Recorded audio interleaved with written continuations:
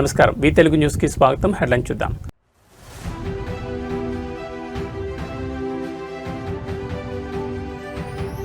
నిరుపేదలకు అండగా అన్నా క్యాంటీన్లు విజయవాడలో ప్రారంభించిన సీఎం చంద్రబాబు.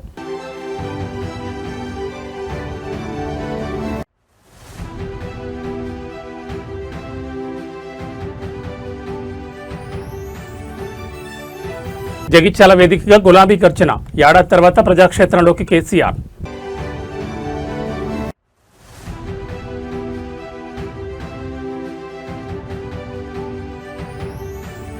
మేడిగడ్డపై సీఎం రేవంత్ రెడ్డి క్షేత్రస్థాయి పరిశీలన, అధికారులకు దిశానిర్దేశం.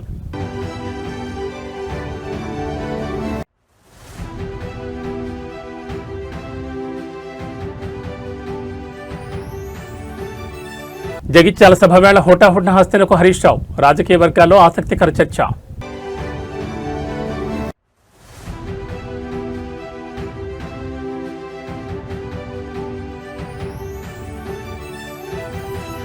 ఉద్దంపూర్ లోయలో పడ్డ బస్సు, 15 మంది దుర్మరణం.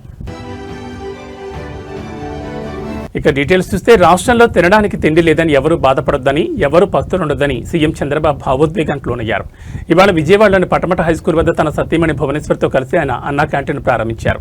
ఈ సందర్భంగా చంద్రబాబు మాట్లాడుతూ, రాష్ట్రంలో మొత్తం 269 అన్నా క్యాంటీన్లు పనిచేస్తున్నాయని తెలిపారు. త్వరలో మరో 5 క్యాంటీన్లను ప్రారంభించబోతున్నామని వెల్లడించారు. అన్నదానంలో భువనేశ్వరిని ఆదర్శంగా తీసుకోవాలని ఆయన సూచించారు. ప్రతి ఒక్కరూ తమ శక్తి మేరకు అన్నదానం చేసేందుకు ప్రయత్నం చేయాలని కోరారు. ఇది ఒక ప్రజా ఉద్యమంగా ముందుకు సాగాలని పిలుపునిచ్చారు. రాష్ట్రంలో నిరుపేదలెవరూ తినడానికి తిండి లేదని బాధపడొద్దని, అందుకోసమే అన్నా క్యాంటీన్లకు శ్రీకారం చుట్టామని తెలిపారు. ఇది కేవలం అన్నదానం మాత్రమే కాదని, పరిశుభ్రమైన వాతావరణంలో పౌష్టికాహారం అందిస్తున్నామని సీఎం చంద్రబాబు పేర్కొన్నారు.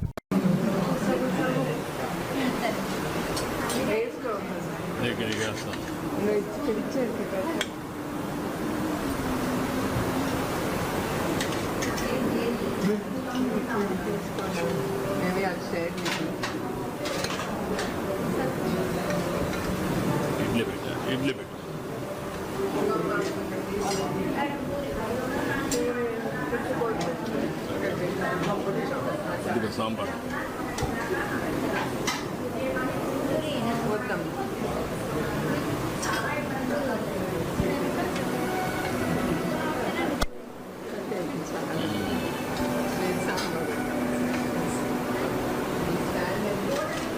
ఇక్కడ పెట్టారా? బాగున్నారా? బాగున్నారంతా. నువ్వేం చేస్తావమ్మా? ఆటో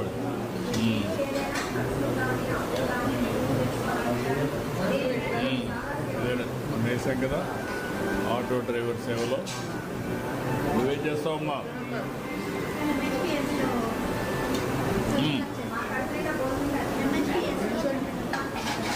అచ్చమ్మా.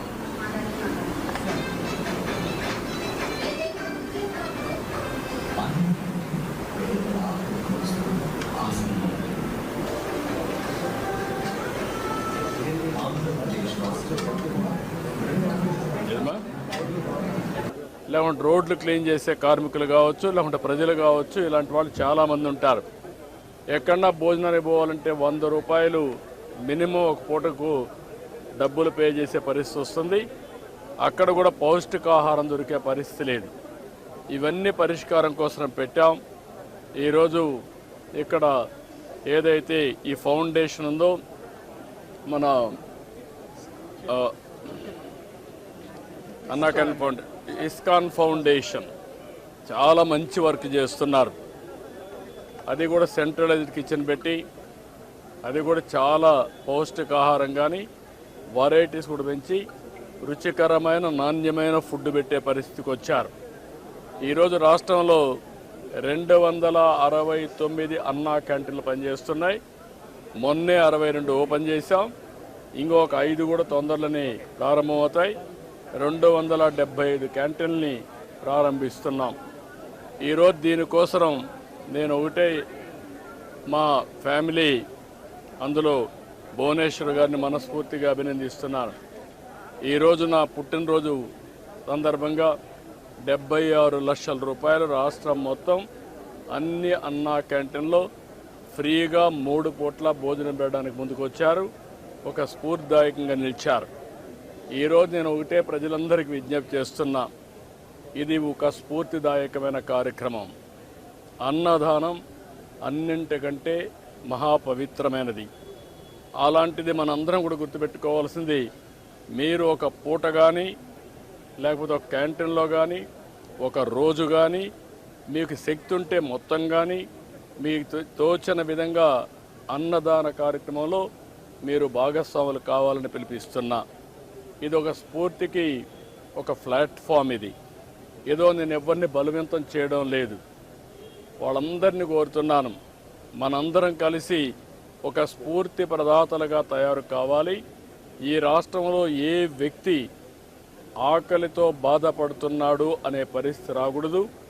ఆంధ్రప్రదేశ్ అన్నపూర్ణ, ఒకప్పుడు దేశానికే అన్నం పెట్టిన రాష్ట్రం.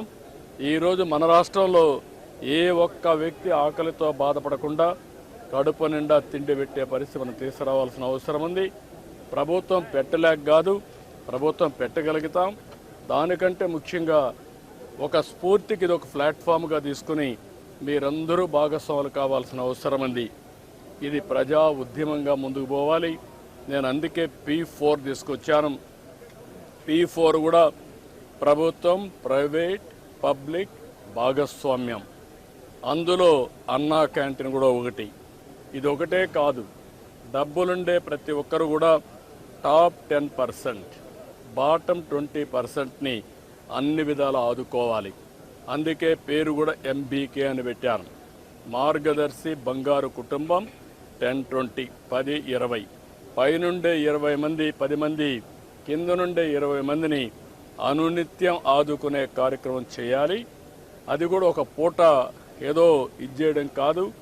ఒక పూట కాకుండా వాళ్ళని short term, medium term, long term ఈ 3 దృష్టిలో పెట్టుకొని మనతో సమానంగా వాళ్ళని పైకి తీసుకొచ్చే పరిస్థితి, అన్ని విధాలు ఆదుకుని సమాజంలో ఆర్థిక అసమానతను తగ్గించే దిశగా అందరూ ఆలోచించాల్సిన అవసరం ఉంది. అదే నిజమైన ప్రజాస్వామ్యం, అదే సమాజానికి స్ఫూర్తి.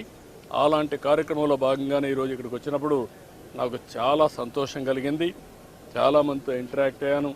వాళ్ళ ఆనందం చూస్తే నాకు చాలా తృప్తినిచ్చింది.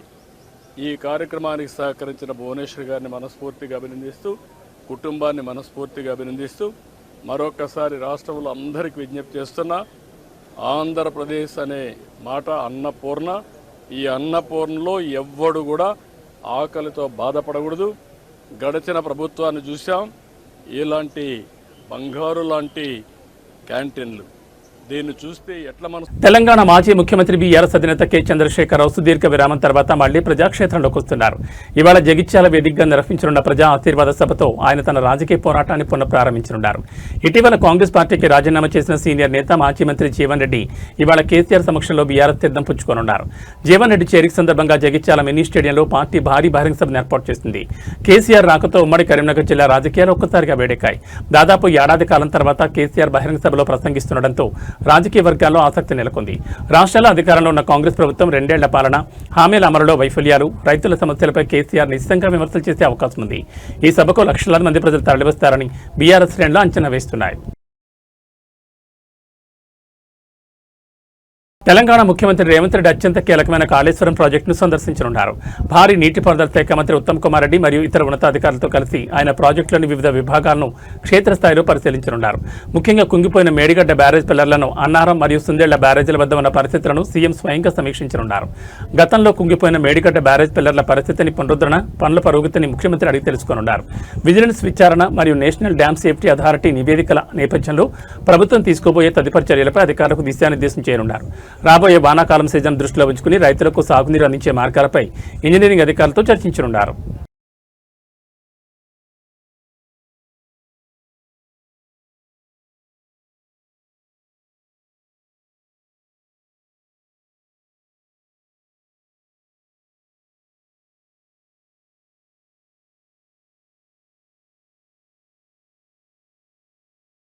తెలంగాణ పాలిటిక్స్ ఇవాళ హాట్ గా కొనసాగుతున్నాయి. ఉమ్మడి కరీంనగర్ వేదిక సీఎం రేవంత్ రెడ్డి, మాజీ సీఎం కేసీఆర్ పోటాపోటీ సభలు సర్వత్రా ఆసక్తి రేపుతున్న వేళ మరో కీలక పరిణామం చోటు చేసుకుంది. జగిత్యాలలో బీఆర్ఎస్ ప్రతిష్టాత్మకంగా బహిరంగ సభ నిర్వహిస్తున్న సమయంలో బీఆర్ఎస్ పార్టీ కీలక నేత హరీష్ రావు హోటాహోట్న ఢిల్లీకి పయనమై వెళ్లారు. ఆయనతో పాటు కేసీఆర్ కు అత్యంత సన్నిహితులు వినోద్ రావు సైతం హస్తనకు వెళ్లారు. కేసీఆర్ సభ వేళ కీలక నేతలు ఢిల్లీకి వెళ్లడం హాట్ టాపిక్ గా మారింది. కాళేశ్వరం ప్రాజెక్టు నిర్మాణంలో అవకతవకలపై విచారణ నిమిత్తం ఏర్పాటైన జస్టిస్ ఘోష్ కమిషన్ నివేదికను సవాల్ చేస్తూ దాఖలైన పిటిషన్లపై హైకోర్టు ఎల్లుండి తీర్పు వెల్లడించాల్సి ఉంది. అయితే తీర్పు వ్యతిరేకంగా వస్తే సుప్రీంలో పిటిషన్ వేసే ఆలోచనలో బీఆర్ఎస్ ఉందని, ఈ నేపథ్యంలో లాయర్లతో భేటీ అయి చర్చించడం కోసం హరీష్ రావు ఢిల్లీకి వెళ్లారని పార్టీ వర్గాలు చెబుతున్నాయి. నిజానికి ఈ తీర్పును హైకోర్టు ఏప్రిల్ 8న వెల్లడించాల్సి ఉంది. కానీ గత విచారణలో తీర్పును ఎల్లుండికి కోర్టు వాయిదా వేసింది.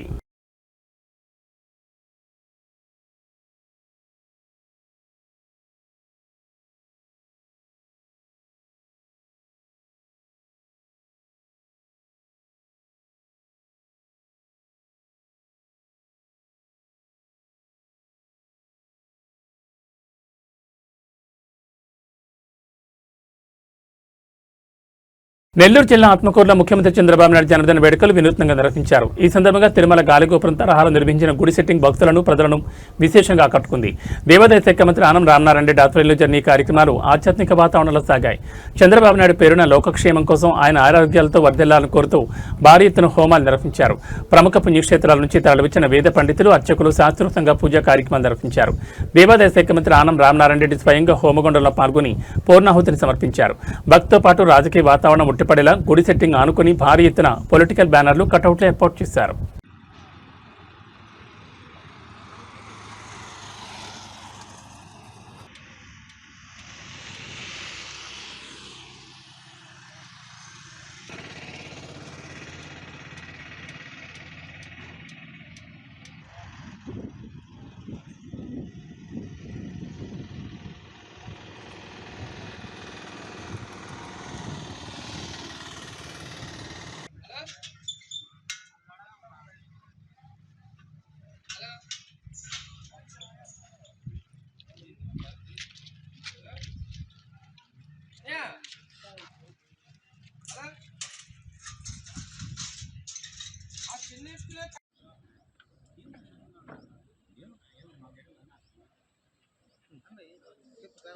తెలంగాణలో ఆర్టీసీ సమ్మెకు కౌంటౌన్ ప్రారంభమైంది. మరో 48 గంటల్లో సమ్మె సరణ ముగించే అవకాశం ఉందని ఆర్టీసీ కార్మిక సంఘాలు స్పష్టం చేస్తున్నాయి. ఇప్పటికే డిపోల స్థాయిలో సమ్మెకు సన్నాహాలు పూర్తయ్యాయని, అవసరమైతే ఎప్పుడైనా ఆందోళన ప్రారంభిస్తామని ఆర్టీసీ జేఏసీ నేతలు తెలిపారు. ఇదిలా ఉంటే సమ్మె అంశాన్ని ప్రభుత్వం అంతగా పట్టించుకోలేదన్న విమర్శలు వినిపిస్తున్నాయి. ఇప్పటి వరకు ఆర్టీసీ జేఏసీని అధికారిక చర్చలకు ఆహ్వానించకపోవడం కార్మికుల అసంతృప్తిని పెంచుతోంది. అయితే ప్రభుత్వ వర్గాలు మాత్రం విలీనం, యూనియన్ల పునరుద్ధరణ మినహా మిగతా డిమాండ్లపై సానుకూలంగా ఉన్నామని చెప్తున్నాయి. సమ్మె ప్రారంభమైతే ప్రజా రవాణా వ్యవస్థ తీవ్రంగా దెబ్బతినే అవకాశం ఉంది. లక్షలాది మంది ప్రయాణికులు ఇబ్బందులు పడే పరిస్థితి ఏర్పడవచ్చు. ఈ నేపథ్యంలో ప్రభుత్వం ప్రత్యామ్నాయ ఏర్పాట్లపై దృష్టి సారించింది. అద్దె బస్సులతో పాటు పాఠశాల బస్సులను కూడా వినియోగించుకునే యోచనలో ఉన్నట్లు సమాచారం. ఇక సమ్మెను నివారించేందుకు కూడా కీలక చర్చలు జరగనున్నాయి. రేపు మంత్రి పొన్నం, ఆర్టీసీ ఉన్నతాధికారులతో ఆర్టీసీ జేఏసీ నాయకుల మధ్య సమావేశం జరిగే అవకాశం ఉంది. ఈ చర్చల్లో సానుకూల ఫలితాలు వస్తాయా లేక సమ్మె తప్పదా అన్నది ఇప్పుడు ఆసక్తికరంగా మారింది.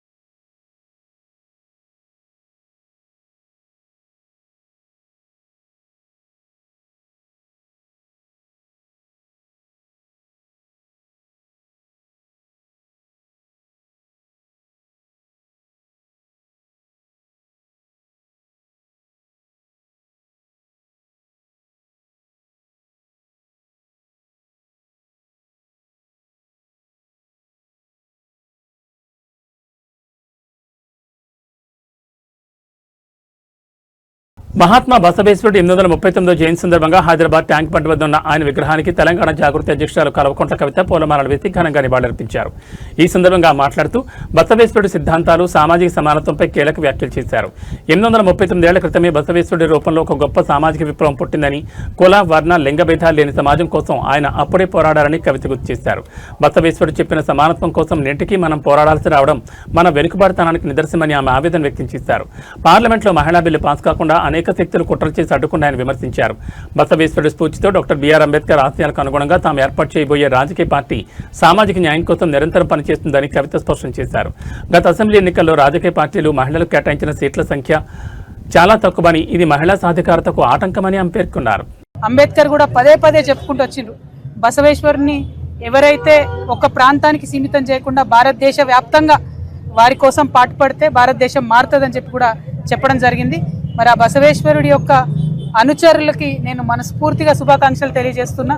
భారతదేశం మార్పు కోసం మనందరం కూడా కృషి చేయాల్సిన అవసరం ఉంది. దాంట్లో మీరు ఒక అడుగు ముందున్నందుకు మీ అందరికీ మనస్ఫూర్తిగా శుభాకాంక్షలు తెలియజేస్తూ, మరి మనసా వాచ కర్మ నేను మీతో ఉంటానని చెప్పి కూడా తెలియజేస్తూ, బసవేశ్వర స్ఫూర్తితోనే పెట్టబోయేటటువంటి పార్టీలో 33% తక్కువ కాకుండా మహిళలకు నేను ఎన్నికలలో కానీ పార్టీ పదవులలో కానీ అవకాశాలు ఇస్తామని కూడా ఈ సందర్భంగా తెలియజేస్తున్నాను. నగరంలోని ఐకానిక్ దుర్గం చెరువు కేబుల్ బ్రిడ్జ్ పై ఘోర ప్రమాదం జరిగింది. అతివేగంతో వచ్చిన ఒక BMW కారు నిలబడి ఉన్న దంపతులను ఢీకొట్టడంతో శ్యామరాజ్ అనే వ్యక్తి ప్రాణాలు కోల్పోయారు. పోలీసుల పర్యవేక్షణ లోపం వల్ల ఈ ప్రాంతం ప్రమాదాలకు నిలయంగా మారుతుందని విమర్శలు వ్యక్తమవుతున్నాయి. శ్యామరాజ్ అనే వ్యక్తి తన భార్యతో కలిసి కేబుల్ బ్రిడ్జ్ పై ఫోటోలు దిగుతుండగా వెనుక నుంచి అతివేగంగా వచ్చిన BMW కారు వారిని బలంగా ఢీకొట్టింది. భార్య కళ్ల ముందే శ్యామరాజ్ తీవ్ర గాయాల పాలయ్యారు. వెంటనే ఆసుపత్రికి తరలించినప్పటికీ చికిత్స పొందుతాయని మృతి చెందారు. కేబుల్ బ్రిడ్జ్ పై నిత్యం ట్రాఫిక్ నిబంధనల ఉల్లంఘన జరుగుతున్నా పోలీసులు పట్టించుకోవడం లేదని స్థానికులు మండిపడుతున్నారు. వారాంతాల్లో మరియు రాత్రి సమయాల్లో వాహనాలు అతివేగంతో దూసుకుపోతుండటంతో తరచూ ప్రమాదాలు జరుగుతున్నాయి. ఇటీవల ఇదే బ్రిడ్జిపై పోలీసులు నిఘా లేకపోవడాన్ని ఆసరాగా చేసుకుని దొంగలు లైటింగ్ సెటప్ను కూడా ఎత్తికెళ్లడం గమనార్హం. అత్యంత రద్దీగా ఉండే ఈ పర్యాటక ప్రాంతాల్లో పెట్రోలింగ్ పెంచాలని, స్పీడ్ గన్ల ద్వారా వేగాన్ని నియంత్రించాలని ప్రజలు డిమాండ్ చేస్తున్నారు.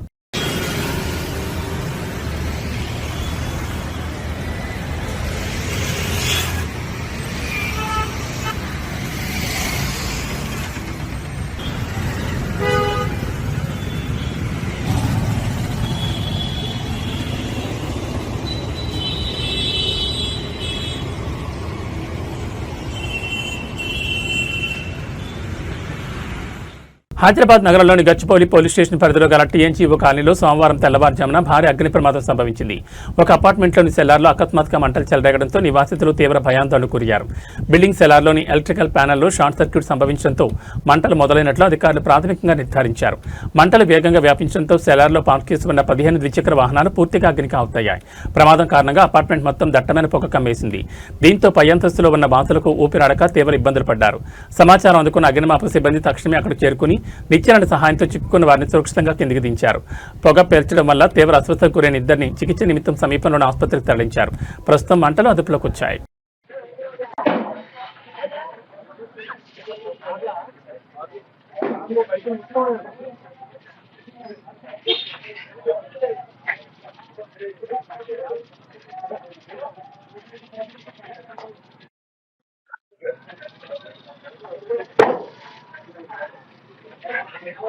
జమ్మూ కాశ్మీర్లో ఘోర విషాదం చోటు చేసుకుంది. రామ్నగర్ నుంచి ఉధంపూర్కు వెళ్తున్న బస్సు అదుపు తప్పి లోయలో పడింది.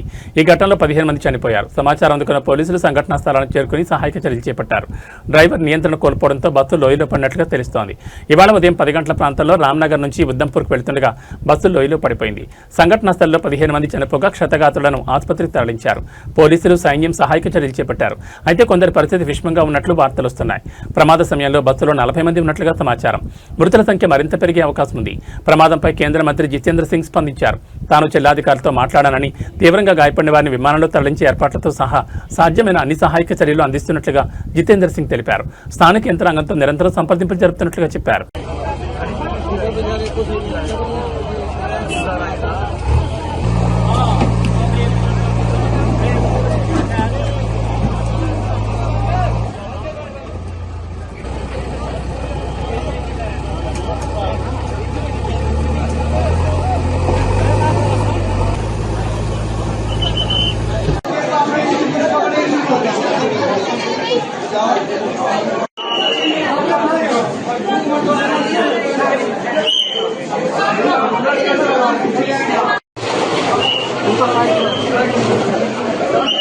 మధ్యప్రాచ్యంలో మరోసారి యుద్ధ మేఘాలు కమ్ముకున్నాయి. ఇరాన్ దేశానికి చెందిన తౌస్కా అనే వాణిజ్య నౌకపై అమెరికా దళాలు విరుచుకుపడ్డాయి. నౌకపై కాల్పులు జరిపిన అనంతరం అమెరికా సైన్యం ఆ నౌకను తమ అధీనంలోకి తీసుకుంది. ఈ విషయాన్ని అమెరికా అధ్యక్షుడు డొనాల్డ్ ట్రంప్ సోషల్ మీడియా వేదికగా అధికారికంగా ధృవీకరించారు. అంతర్జాతీయ జిల్లాలో ప్రయాణిస్తున్న ఇరాన్ నౌక తౌస్కా లక్ష్యంగా అమెరికా దళాలు ఈ ఆపరేషన్ నిర్వహించాయి. ప్రాథమిక సమాచారం మేరకు సదరు నౌక అనుమానాస్పద కార్యకలాపాలకు పాల్పడుతోందన్న నెపంతో అమెరికా ఈ చర్యకు దిగినట్టు తెలుస్తోంది. కాల్పుల అనంతరం నౌకను స్వాధీనం చేసుకున్న అమెరికా దళాలు దాన్ని తమ భద్రతా జోన్కు తరలించినట్లు సమాచారం. ఈ ఆపరేషన్ విజయంపై అమెరికా అధ్యక్షుడు ట్రంప్ స్పందిస్తూ తమ దేశ భద్రతకు ముప్పు కలిగించి ఏ చర్యలనైనా సహించేది లేదని హెచ్చరించారు. ఈ ఘటనతో ఇరాన్ అమెరికా మధ్య దౌత్యపరమైన సంబంధాలు మరింత క్షీణించే అవకాశం ఉంది.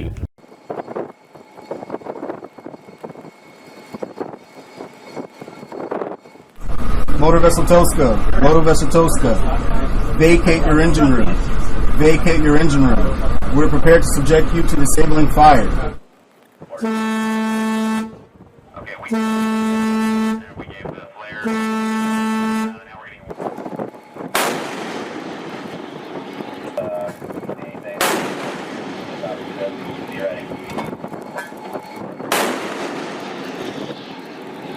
ఈ బులెటిన్ విశేషాలు మరో బులెటిన్లో మళ్ళీ కలుసుకుందాం. నమస్కారం.